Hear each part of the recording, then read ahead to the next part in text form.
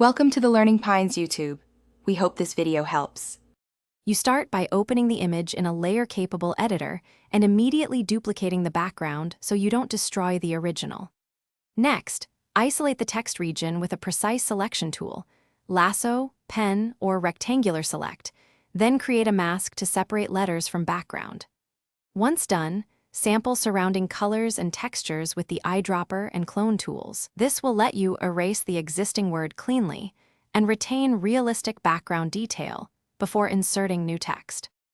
With the word isolated, remove it using content-aware fill when available, or carefully clone and heal neighboring pixels to reconstruct the background. Pay attention to grain, highlights, and shadows so the repaired area matches surrounding patterns. You may need to work with small brushes and multiple passes. Once the area looks seamless, adjust perspective or warp to match the original plane, because your new text must sit correctly in three-dimensional space for believability. Now add the new word on its own text layer, selecting a font and weight that mimic the original.